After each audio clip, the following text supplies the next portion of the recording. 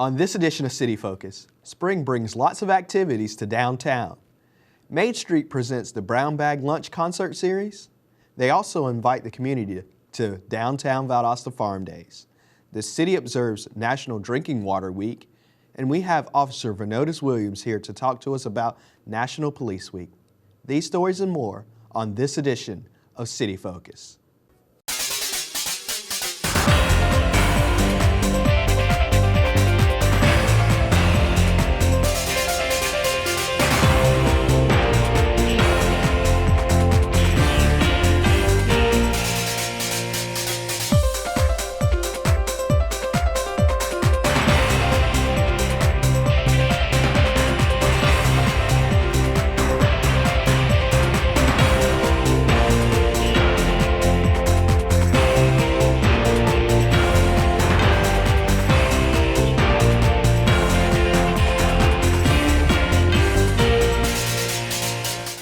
Hello, I'm Marcus Meconico, the media coordinator for the City of Valdosta, and welcome to City Focus.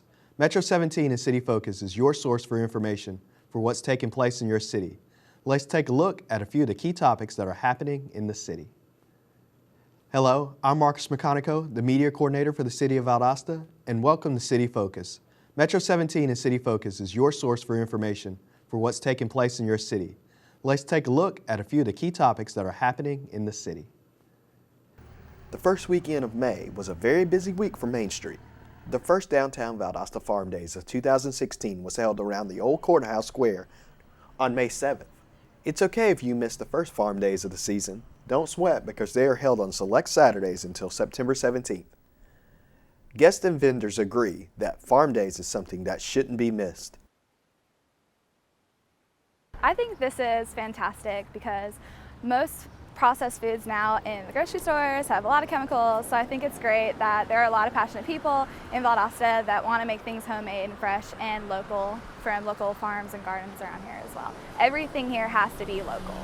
So when we filled out our forms and everything, we had to state especially where are we getting our groceries from and where are we cooking our food, so it's not mixed with other processed foods and all that too. Gotcha. So I enjoy it because I've made a lot of friends in Valdosta, and they just brighten up when they come and support all of us here in Farm Days.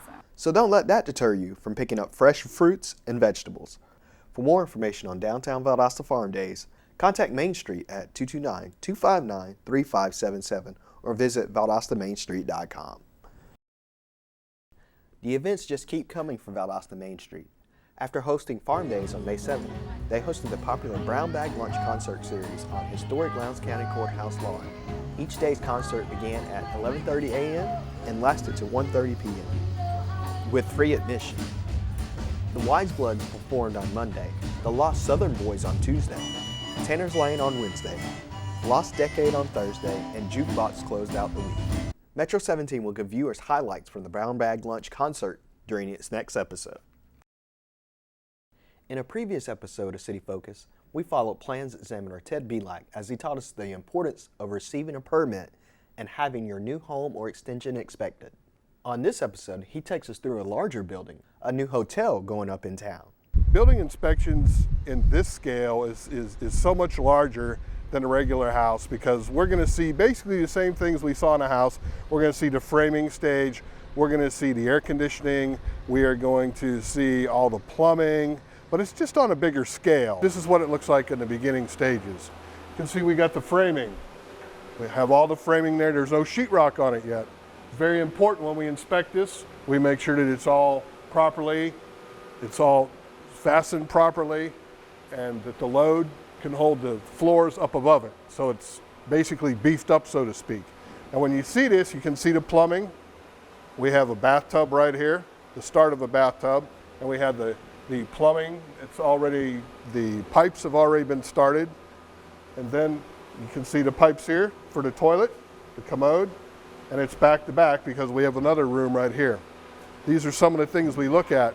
When we get into the electrical is also very critical because you can see we have electrical wires run, and we want to make sure that the wires are stapled out properly and make sure that everything is correct with it.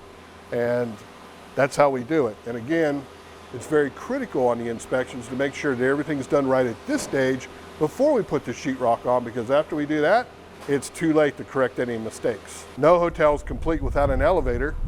This is what the elevator would look like in the beginning stages. There's not much to see here except the big hole. It goes up 4 stories. But you can see that it's specially made because it has to protect everyone in the event of a fire.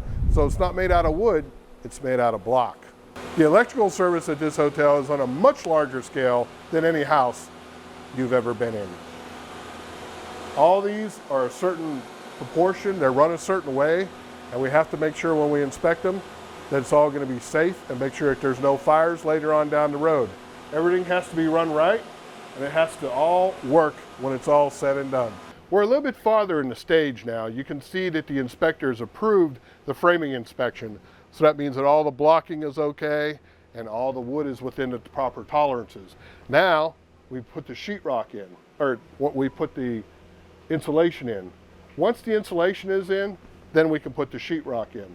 You can see that in this particular hotel, as in all of them, we have fire sheetrock. We always want to protect everybody in the event of a fire. You see the orange pipe for the sprinkler system. And again, so in the event of a fire in the hotel, people can get down the lobby and they can get out safely because the sprinklers will be going off and the sheetrock should protect it from the other rooms. So the reason inspections are here is primarily for the safety of the citizens that patronize any establishment within our city. We're farther along in the process on this floor. You can see that the sheetrock has already been put on. It's not finished out yet. There's the AC ducts. You can also see all the electrical wiring, the conduit that's run for the electrical. The red wire simulates or represents your fire alarm systems and things like that. It's more intense, it's more to look at, it's a lot bigger, and it takes a lot more time, but it's just as important as your house. If you plan on building an addition to your home, contact Permits and Inspections at 229-259-3560. I'm Jenny Garth, and as a mother of 3, I know kids worry about a lot of things. Getting enough food to eat shouldn't be one of them. But here in America, that is a real worry for 1 in 5 children. Even though we are one of the most food-rich countries in the world, 15 million children don't know where their next meal is coming from. This is unacceptable, and something the Feeding America nationwide network of food banks is working to solve. Instead of accepting that our country lets billions of pounds of surplus food go to waste every year, Feeding America has made it their mission to help families in need by rescuing this food. Through food pantries and meal programs, the nationwide network of food banks provides more than 3 billion meals, serving virtually every community in the United States, including yours. Join me in supporting Feeding America and your local food bank by visiting feedingamerica.org. Together, we can solve hunger. Together, we're feeding America. During the week that May 15th falls each year is National Police Week. This year, that is May 15th through 21st. We have Officer Venotus Williams here to share with us what that week means to him and the Valdosta Police Department. National Police Week is a time for us to celebrate those that protect us each and every day. As an officer, how does it feel that the whole nation celebrates this week? You know, that's probably one of the greatest feelings you can get. Sometimes being a police officer, we feel like we may be unappreciated by the way people may talk to us or the way we may be viewed. But however, during that week and other days, it is the greatest feeling to have someone that say, you know what, officer, thank you. I appreciate you. If it wasn't for you, and just come out and just shake our hand. We're human just like everybody else. Make mistakes just like everybody else. But when we do the best we can, when we do what we feel is right, and we have people just walk up to us and say, thank you, it's just an unbelievable Best feeling in the world, huh? Best feeling in the world. Okay. Now, often, especially with the news lately, we see the bad side. But can you share with us, a couple stories or a story where a citizen was very appreciative of you or another officer in the job that they did? If I could tell you about one thing, this young man, he was a preteen. I used to always check on him. How you doing in school? What's on your mind? Do you want to talk about anything? and never really thought much about it, but I did it throughout the years. And whenever I didn't see him, I asked his mom, hey, how's he doing? Hey, tell him I asked about him. Let him know he can call me if he's having a problem. Years passed.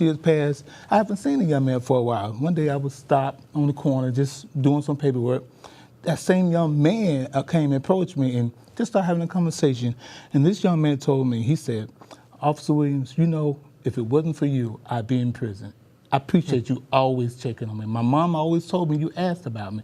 So with me, I'm just trying to make sure he's okay, but it meant so much more to him. And every time I see him and he tells me, if it wasn't for you, I would be in this much trouble. But he said he always tried to make sure he did right, so he won't have to tell me he did something wrong. And that really made me feel great. Yeah, that's awesome. That's an awesome story. And I'm sure there's plenty of stories like that all over the entire department.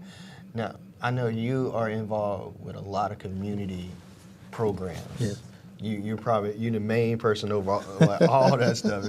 Anything community-wise, you're a part of it. Can you tell the audience a little bit about some of those programs and how much it means to the community to have those programs?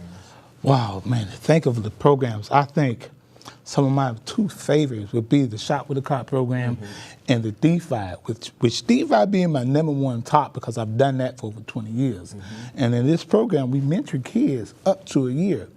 Now, I had the opportunity to mentor one young man, and about 15, 20 years later, I mentored his son. So to see that program still carrying on, going forth, and some of the adults now in the middle 20s who I had when they was 11, 12, 13 years old, some of these adults in their middle 20s would still come out and say, I remember what we talked about. I don't do that peer pressure. I don't use that. And to have them remember it, to retain it. Some got old enough where I really, by face, don't remember them, but they can come to me and say, Officer Williams, you remember we went here and did this and that, you took me fishing, and said, oh, yeah, I remember you now. Yeah. It's just the greatest feeling. You know you're giving out to the community. Even though in your mind it may be small, in their mind it's the grandest thing ever. And that's where it matters, to have an impression on a young man, to have an impression on a young woman, and their families just as well. Their moms and dads and grandparents still remember you as being that officer who's there for their child. It's a great feeling. And I know you've talked about going to these kids' college graduations afterwards, and how that makes you feel. Yeah.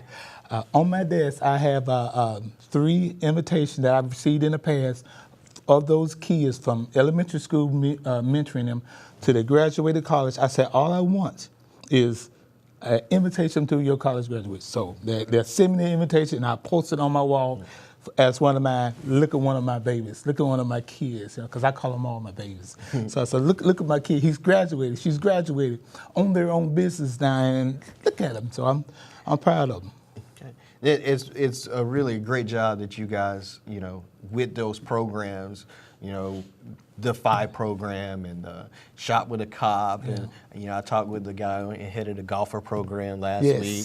But it's awesome that the Valdosta Police Department is part of all these things and trying to be involved with the community.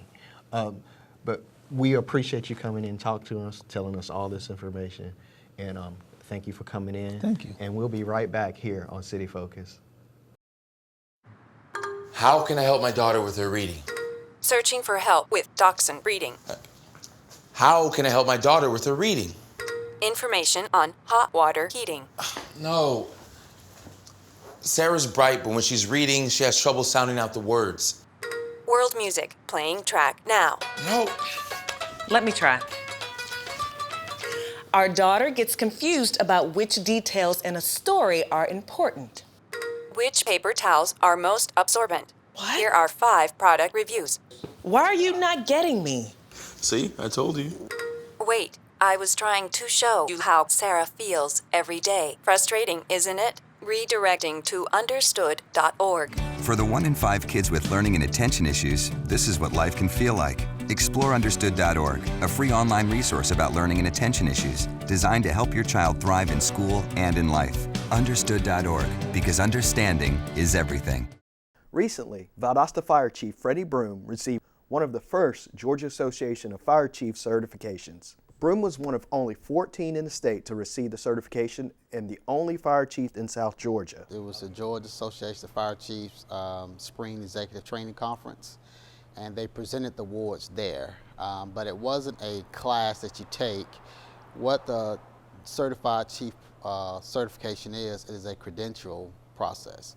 It's where you submit an application and a panel of chiefs across the state that they have selected review your application to see if you meet criteria for what they determine makes you a great chief in the state.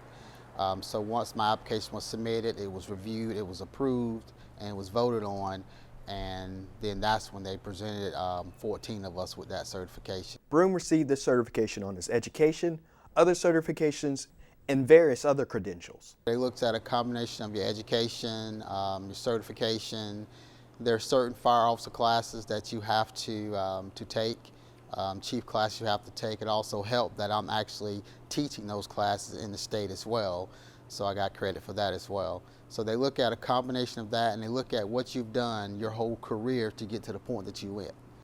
Broom says that even though this is an individual certification, it trickles down to the rest of the department, as he encourages the entire department to further their education and certifications. It's a validation. Since I've been here, I've been committed to succession planning, developing our personnel, showing them the importance of education, certification, and a combination of experience. And this was almost icing on the cake to show that in the state of Georgia that I've been recognized as one of the top chiefs that have proven that I'm capable of doing the job. And it shows them that to get to this point, these are some of the things that you need to do to be successful as well. For more information on the Valdosta Fire Department, contact them at 229-333-1835. The Arbor Division has given drivers a nice sight as they drive into downtown from Highway 84. With the help of local college students, they have planted 18 new trees, 5 different varieties in the median approaching the downtown area. This is another way that the Arbor Division continues the beautification of the city with the many tree projects around town, including adding new trees around the American Legion. This continues Valdosta's tradition of taking care of its trees. Earlier this year, the city was named Tree City USA for the 30th consecutive year. If you have any suggestions on what the city can do to add to its beauty, contact the Arbor Division at 229-259-3530. I was very excited to swear in some of our future leaders here in Valdosta. We had a slate of candidates that were elected here tonight. We have president, vice president, parliamentarian, historian, as well as the secretary treasurer. And as I indicated to them when I spoke with them, not only are they going to be the elected officials of their youth council, they are also the future leaders for our city as well as our state and nation. The Valdosta Youth Council, I see it as a natural extension of the outreach that the City of Valdosta is already doing for our community and our youth. And I also include the municipal court as a part of that.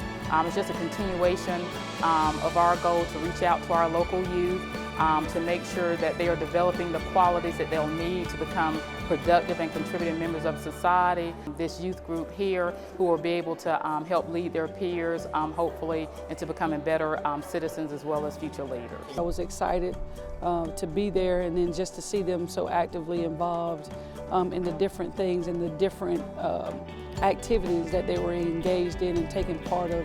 Spearheading, I think, was the most, just really the thing that excited me the most about it. So I think that with the Mayor's Council and having these young people involved in community activities and community building is just as important now as it will be years down the road, because if we don't do anything to preserve our community now and to preserve them, their innocence, their integrity, their character, and what they can bring, because these are smart kids. I mean, I listen to them talk, and it's like, this is a different breed. These are kids that can actually help make a difference among the rest of their peers. Scary. I don't like heights. I almost failed. But it was fun. Climbing trees is fun. So. Hello.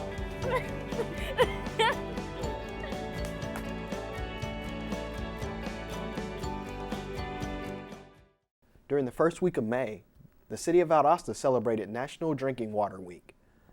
The week began with Mayor Gale reading a proclamation at the water treatment plant on Guest Road. The city also hosted a lunch and learn at the City Hall Annex to teach about the importance of the job that the water treatment plant does. The plant was named the 2013 Water Treatment Plant of the Year by the Georgia Association of Water Professionals in a category for groundwater systems that pump over 10 million gallons daily. The plant provides quality drinking water to citizens and businesses all across the city. Group tours of the water treatment plant may be arranged by calling 229-259-3548.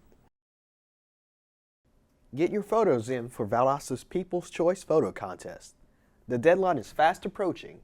May 31st is the last day to submit your photos for this year's contest. The winners will be decided by popular vote from June 13th through July 13th, and the photos will be displayed at the Annette Howell Turner Center for the Arts. First place winners and honorable mentions will be selected in 5 categories, and all photos will be exhibited at the art gallery until July 22nd. For more information, contact Valdosta Public Information at 229-259-3548 or the Annette Howell Turner Center for the Arts at 229-247-2787. Now let's take a look at what's taking place in the city in the coming weeks. May 9th through 13th, Brown Bag Lunch Concert Series. Come to downtown and enjoy lunch and music from local bands during this annual event. Each day's concert will begin at 11:30 and last until 1:30. May 9th, Valdosta Government 101 meeting at 5:30. For more information, contact Public Information at 229-259-3548. May 10th, Mayor's Council for Persons with Disabilities meeting at 1 p.m. For more information, contact Sandra Hampton at gwisr.org. May 10th, Central Valdosta Development Authority Board meeting, 5 p.m. in the City Hall Annex Multipurpose Room. May 11th, Georgia Initiative for Community Housing Committee, 11 a.m. in the City Hall Annex Multipurpose Room. May 16th, KLVB Board meeting, 5:30 in the City Hall Annex Multipurpose Room. May 16th, Valdosta Government 101 meeting at 5:30. For more information, contact Public Information at 229-259-3548. May 18th, Land Bank Authority meeting, 9 a.m. in the City Hall Annex Multipurpose Room. May 18th, Goodwill on the Go Career Development Workshop. To register for the workshops, call Neighborhood Development staff at 229-671-3617. May 19th, City Council meeting, 5:30 in Council Chambers. Everyone is invited. May 20th, last day of school for Valdosta City and Lowndes County Schools. Congratulations to the graduates and have a safe and fun summer. May 21st, Downtown Valdosta Farm Days around historic Lowndes County Courthouse beginning at 9 a.m.